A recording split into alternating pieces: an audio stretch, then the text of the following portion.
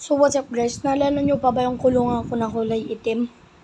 Yung pinaglagyan natin ng checkered nung nakaraan. Ngayon, nagbago na siya. At eto na siya ngayon.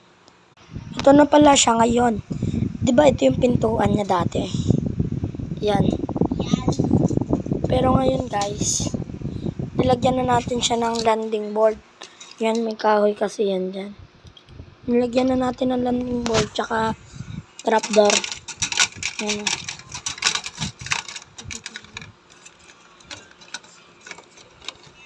Ito, alam nyo kung saan gawa tong trapdoor ko, guys. Ano lang yan? Alambre lang to. Yan, alambre. Ito. Tapos, ginanyan lang. Ginanyan ko siya. Tapos, ito. Tapos, ito mga payong lang. Yan.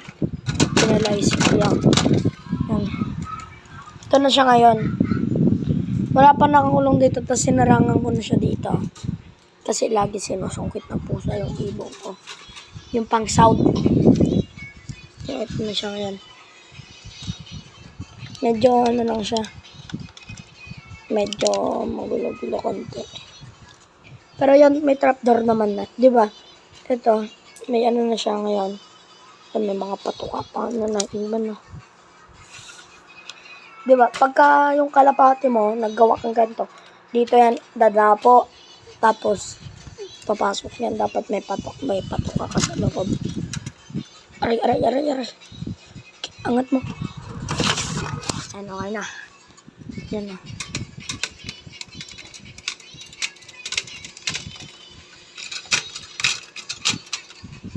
At, may bago na pala tayong kalapate. Kung naalala nyo yung dalawang checkered natin, namatay na yon, yung dalawa na mag-asawa na stroke dahil sa init. Kaya ito, may bago na tayo ngayon. Tapos may bago na rin tayo.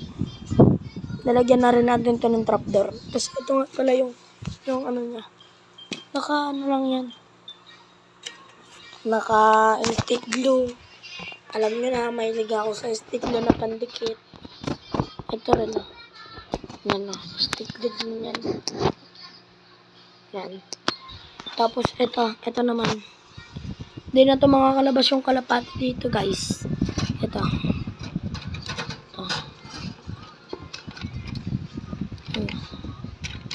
Pag dito lang.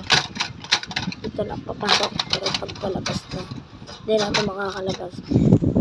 So guys, dito ko na pala tatapusin yung aking vlog. At malapit na rin pala akong mamatay to. Kaya, bye-bye.